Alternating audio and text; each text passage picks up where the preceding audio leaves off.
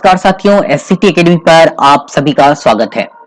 बहुत सारे अभ्यर्थी कमेंट करके पूछ रहे थे कि सर मेरा जो मार्क्स है सीटेट में वो ऑफिशियल आंसर की से 81 आ रहा है। कोई अभ्यर्थी बोल रहे हैं सर 89 आ रहा है, कोई अभ्यर्थी बोल रहे हैं कि सर 92 आ रहा है। तो क्या नॉर्मलाइज होने के बाद मेरा स्कोर कमेगा भी या मेरा स्कोर बढ़ेगा भी? क्या हम 81 ला रहे हैं तो क्या हम कैटेगरी में पास कर पाएंगे?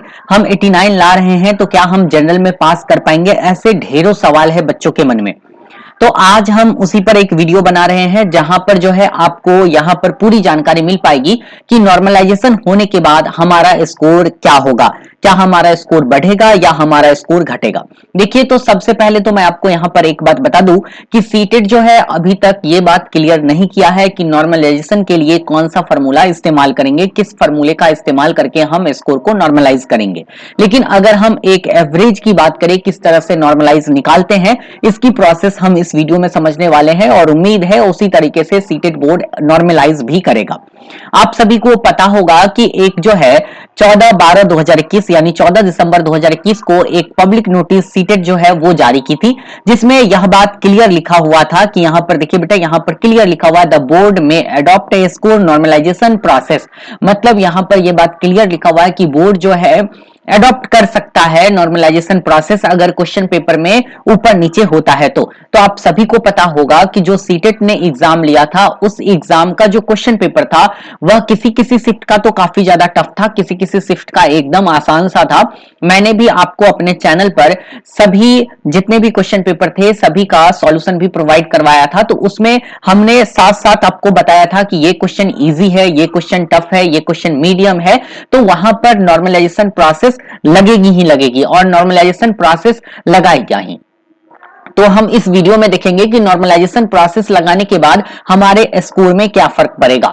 अब हम आते हैं और एक एग्जांपल से इस सारी बातों को समझते हैं। देखिए, यहां पर चीजों को आप अच्छे से समझने की कोशिश कीजिए। यहां पर क्या है, ये शिफ्ट है। मान लेते हैं कोई शिफ्ट है जो कठिन शिफ्ट है, मतलब उसमें पेपर काफी डिफिकल्ट आए हुए थे। कोई एक शिफ्ट है जिसमें मध्यम है और कोई एक शिफ्ट है जिसमें आसान है। ऐसे बहुत सारे शिफ्ट में परीक्षा हुए हैं, टोटल लगभग 42 शिफ्ट में परीक्षा लिए गए हैं। तो सभी में जो है वहां पर माना जाएगा कुछ कठिन पेपर को, कुछ मध्यम पेपर को, कुछ आसान पेपर को। अब आप सोच रहे होंगे कि ये कैसे तय करेगा कि वो पेपर कठिन था, वो पेपर मध्यम था, वो पेपर आसान था। तो देखिए, जो बच्चे एग्जाम दे रहे थे, मान लेते हैं यहां पर टोटल 4 स्टूडेंट एग्जाम दे रहे हैं। यहां पर देखिए, यहां पर लिखा हुआ है स्टूडेंट 1, फिर यहां पर स्टूडेंट 2, स्टूडेंट 3, स्टूडेंट 4।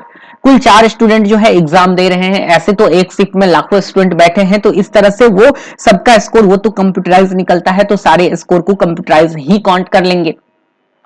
हम यहाँ एक उदाहरण से समझते हैं कि किस प्रकार से सीटेट में जो है नॉर्मलाइजेशन प्रोसेस अपनाया जाएगा। अब देखिए कैसे पता चला ये कठिन शिफ्ट है। तो जब यहाँ पर देखिए कि जब एक बच्चा यहाँ पर कठिन शिफ्ट में परीक्षा दिया तो एक बच्चा कितना लाया, 79 स्कोर किया, दूसरा बच्चा 80 स्कोर किया, तीसरा बच्चा 86 स्कोर किया और चौथा बच्चा 89 स्कोर किया।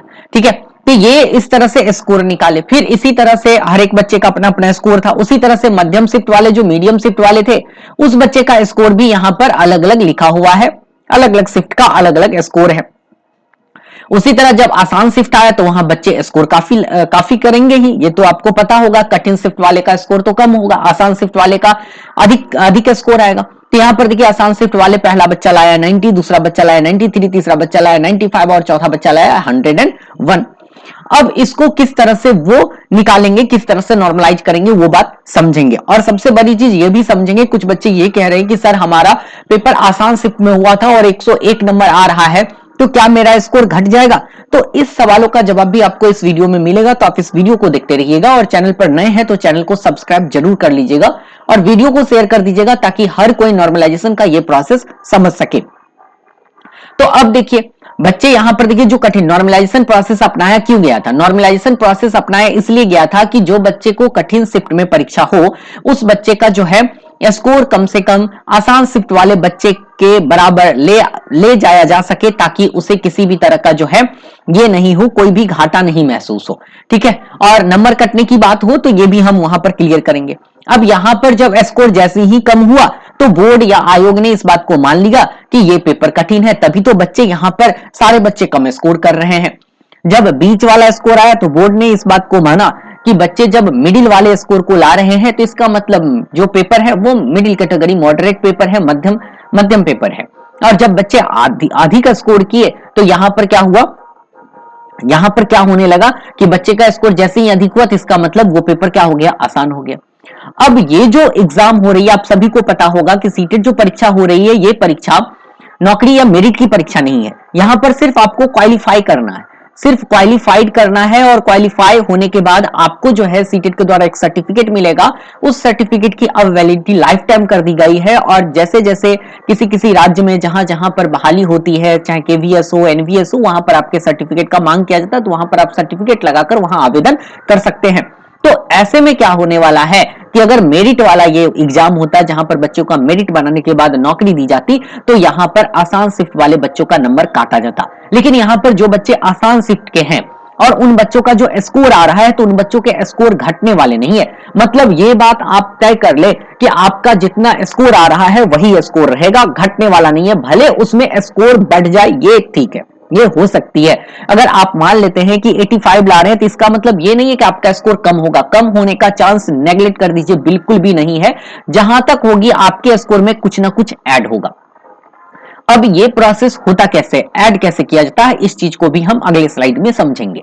ठीक है, तो एक बात तो क्लियर हो गई कि जैसे अगर आप 90 मार्क्स ला रहे हैं, आसान शिफ्ट में आपकी परीक्षा हुई, तो आपको टेंशन लेने की कोई बात नहीं है। आप ये सोच रहे होंगे कि मेरा स्कोर कम हो जाएगा। आप कमेंट करके भी हमें बोलेंगे कि सर नॉर्मलाइजेशन प्रोसेस में स्कोर तो कम होता है। आप बहुत सारे उदाहरण देंगे मुझे, एसएससी का एग्जाम हो, रेलवे ग्रुप डी हो, रेलवे एनटीपीसी हो, ठीक है, ऐसे ढेर सारे एस्टेट का एग्जाम हो, ऐसे ढेर सारे आप एग्जाम्पल देकर मुझे बताएंगे। लेकिन वो जो था एग्जाम ना, वो मेरिट वाली परीक्षा थी, जहां पर उस परीक्षा के आधार पर नौकरी दी जाती थी। लेकिन यहाँ क्वालिफाइड किया जा रहा है ना, तो यहां पर जब क्वालिफाइड किया जा रहा है तो जो आसान शिफ्ट वाले बच्चे हैं उसके स्कोर कम नहीं होने वाले हैं। मतलब ये समझ लीजिए कि अगर आपका कठिन भी शिफ्ट है तो इसका मतलब है स्कोर आपका उससे बढ़ेगा, लेकिन कम होने की संभावना नहीं के बराबर होगी। अब कैसे, अगर कठिन शिफ्ट वाले में इसमें किस तरीके से आपके नंबर जुड़ेंगे, अब उस प्रोसेस को हम समझते हैं। अब देखिए, कठिन शिफ्ट वाले बच्चे 79, 80, 86 और 89 मार्क्स लाएं, तो हम इस सब का क्या करेंगे, औसत निकाल लेंगे, एवरेज निकाल लेंगे। आप सभी को पता है औसत कैसे निकालते हैं, तो पता था। यहां पर एक मिनट फिर से देखते हैं। देखिए यहां पर 79, 80, 86 और 89 है, ठीक है, तो औसत निकाल लेते हैं। यहां पर औसत कैसे निकालते हैं, 79 था बेटा, यहां पर 76 नहीं, 79 था, 80 था, 86 था और 89 था। इस सबको जोड़कर हम किससे डिवाइड करते हैं, 4 से डिवाइड करते हैं। 4 से जब जैसे ही डिवाइड करेंगे तो हमारे पास ऊपर जोड़ने के बाद 334 और डिवाइडेड बाय 4 करेंगे तो हमारे पास जो निकल के आएगा वो निकल के आएगा 83.5। ठीक है बेटा, अब हम मध्यम शिफ्ट का निकालेंगे, तो एक बार मध्यम शिफ्ट का भी स्कोर देख लेते हैं। यहाँ पर मध्यम शिफ्ट के जो, एक मिनट बेटा, हाँ, मध्यम शिफ्ट के जो बच्चे स्कोर लाए थे वो लाए थे 84, 86, 90 और 96।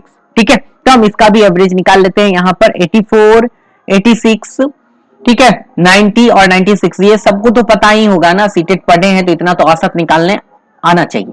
तो यहां पर जब सबको ऐड करेंगे, सम करेंगे, तो यहां पर जो आएगा वो आएगा 356 डिवाइडेड बाय कितना, 4, क्योंकि टोटल स्टूडेंट कितने थे, 4। अब देखिए यहां पर जो एवरेज निकल के आया वो निकल के आया 89। और आसान शिफ्ट वाले का भी हम एवरेज निकालते हैं। देखिए आसान शिफ्ट वाले का 90, 93, 95 एंड 101। तो चलिए हम इसका भी औसत निकालते हैं। तो 90 प्लस 93 प्लस 95 प्लस 101, जब इस शिफ्ट का औसत निकाले तो हमारे पास जब सम किए तो सम आया 379 डिवाइडेड बाई 4, और जब इसका हम कन्वर्ट किए तो 94.75 आ गया। इसको हम 95 के अप्रॉक्स ले लेते हैं, ठीक है बेटा, और इसको हम जो है 83 के अप्रॉक्स ले लेते हैं, या 84 के भी अप्रॉक्स ले सकते हैं, कोई दिक्कत नहीं, 84 ही लेके चलिए, चूंकि हम सन्निकट मान निकालेंगे तो 84 ही होगा। अब यहां पर एक बात गौर करने वाली है। देखिए यहां पर जो आसान शिफ्ट था उसमें औसत 95 था, कितना था बेटा, 95, और मध्यम शिफ्ट का औसत कितना था, 89। उम्मीद करते हैं आप चीजों को समझ रहे हैं। तो अगर इस दोनों का अंतर देखें, यहां पर एक मिनट, इस दोनों का सिर्फ अंतर देखना है, इसी दोनों का, ठीक है बेटा, तो इसी दोनों का हमें क्या देखना है, अंतर। जब इस दोनों का अंतर देखें तो हमारे पास जो अंतर आता है वो आता है कितना, तो यहां पर हम लिख लेते हैं डिफरेंस इस दोनों का आता है 6, ठीक है, इधर भी हम लिख लेते हैं, इस साइड आते हैं, इस साइड लिख लेते हैं, दोनों का डिफरेंस कितना आया, 6 आया। और जो कठिन शिफ्ट वाले में अंतर देखेंगे तो कठिन शिफ्ट वाले का देखिए यहां से आसान और कठिन शिफ्ट का जो अंतर है वो कितना आया, 84 है, और यहां पर कितना बेटा, 95 है। तो टोटल जो यहां पर आएगा वो कितना का डिफरेंस आएगा, वो आएगा यहां पर 11 का। हो गया क्लियर। तो ये चीज आपको ध्यान रखना है। यहां पर डिफरेंस कितना का आया मध्यम शिफ्ट वाले का, यहां पर जो डिफरेंस आया मध्यम शिफ्ट वाले का वो आया 6 का, और जो कठिन शिफ्ट वाले का आसान शिफ्ट का जो डिफरेंस आया अंतर आया वो आ गया 11। अब हम क्या करेंगे कि मध्यम शिफ्ट वाले जो बच्चे एग्जाम दे रहे थे उसमें 6 ऐड करेंगे। मध्यम शिफ्ट वाले देखिए यहां पर मध्यम शिफ्ट वाले थे, इसके सभी के स्कोर में हम क्या कर देंगे 6 जोड़ देंगे। देखिए यहां पर 6 क्या कर देंगे जोड़ देंगे। जैसे ही 6 जोड़े तो यहां पर हमारे पास जो स्कोर आएगा वो आएगा 90, यहां पर जो स्कोर आएगा वो आएगा 92, यहां पर जो स्कोर आएगा वो आएगा 96, और यहां पर जब स्कोर आएगा वो आएगा 102। अब फिर देखिए यहां पर कठिन और आसान शिफ्ट का अंतर कितना था 11 था, तो आसान शिफ्ट और कठिन शिफ्ट का अंतर जब 11 था तो हम कठिन शिफ्ट वाले में बेटा कितना ऐड कर देंगे 11, इसमें भी हम क्या ऐड करेंगे 11, इसमें भी क्या ऐड करेंगे 11, और इसमें भी हम कितना ऐड करेंगे 11। जैसे ही हम 11 इसमें ऐड करेंगे ना तो हमारे पास यहां पर निकल के आएगा 90, यहां पर ऐड करेंगे तो 91 आएगा, यहां पर ऐड करेंगे तो हमारे पास निकल के आएगा 97, और यहां पर ऐड करेंगे तो हमारे पास निकल के आएगा कितना बेटा 100।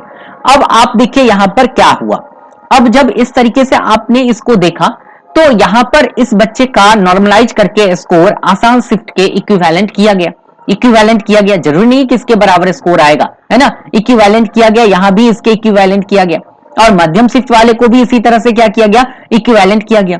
लेकिन आसान शिफ्ट वाले में नंबर जो जुड़ेगा ना वो जुड़ेगा 0, इसमें किसी भी तरह का अंक नहीं जोड़ा जाएगा, क्योंकि ये पेपर आसान शिफ्ट का था तो यहां पर किसी भी तरह का बोनस अंक नहीं दिया जाएगा।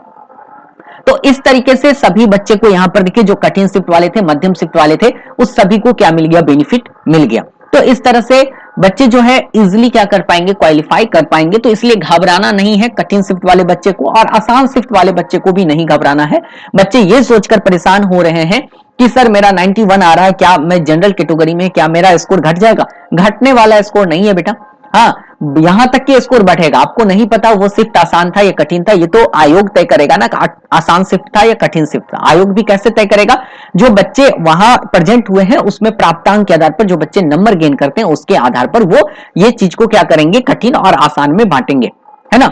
आपको सब कुछ पढ़ के गए हैं तो आपको स्कोर आपका स्कोर जो है अच्छा आ गया तो इसका मतलब आप सोच रहे हैं कि आसान शिफ्ट था इसलिए स्कोर अच्छा आ गया, ऐसा कुछ नहीं है। सारे बच्चे का स्कोर अगर अच्छा आएगा तभी उसे आसान शिफ्ट माना जाएगा। तो स्कोर जो है आपका घटने वाला नहीं है, अगर आसान शिफ्ट है तो घटेगा बिल्कुल भी नहीं। तो आप एकदम निगेटिव मत रखिए, क्योंकि क्वालिफाइड एग्जाम है, क्वालिफाई करेंगे और आपको सर्टिफिकेट मिलेगा जिसकी वैलिडिटी लाइफ टाइम होगी। उम्मीद करते हैं आप चीजों को काफी अच्छे तरीके से समझ चुके हैं, किस तरीके से औसत निकालकर आप अपना नॉर्मलाइज करेंगे वैल्यू को। और रिजल्ट की बात करें, अगर हम रिजल्ट की बात करें तो बेटा रिजल्ट जो है 10 फरवरी तक बोर्ड के द्वारा दे दिया जाएगा। वेबसाइट तो आपको पता ही है ना, ctet.nic.in पर आप देख सकते हैं। 10 फरवरी तक आपका रिजल्ट आ जाएगा। और आगामी अगर हम सीटेट की बात करें तो आगामी सीटेट मार्च के लास्ट में आने की उम्मीद है। मार्च लास्ट आएगा या अप्रैल के शुरुआत में आएगा, अप्रैल के मतलब स्टार्टिंग में आएगा या मार्च के लास्ट में आएगा। तो अभी जो है बिल्कुल नहीं सोचना है, अपनी तैयारी को सिर्फ गति दीजिए, क्योंकि अब ऑनलाइन एग्जाम होता है तो समय कम मिलता है आपको तैयारी करने का। तो अभी से आप अपनी तैयारी कीजिए, जो बच्चे अभी फॉर्म भरने वाले हैं या जिनका क्वालिफाई नहीं हो रहा है, ठीक है। तो इस तरह से स्कोर नॉर्मलाइज होगा, आपको घबराना बिल्कुल भी नहीं है, चिंतित होना बिल्कुल भी नहीं है। हम इस वीडियो को यहीं पर खत्म करते हैं, छोटा सा वीडियो था। उम्मीद करते हैं आपको वीडियो पसंद आया होगा। अगर पसंद आया है तो वीडियो को लाइक कीजिएगा, दोस्तों के बीच शेयर कीजिएगा, और चैनल पर नए हैं तो चैनल को सब्सक्राइब जरूर कर लीजिएगा और बेल आइकन को दबा दीजिएगा ताकि कोई भी लेटेस्ट वीडियो सबसे पहले आप तक पहुंच सके, ठीक है बेटा। तो उम्मीद करते हैं आप लोग बहुत अच्छे होंगे, परिवार के साथ खुश होंगे, है ना। फिर मिलेंगे अगले वीडियो में, तब तक के लिए आप सभी को बहुत बहुत धन्यवाद।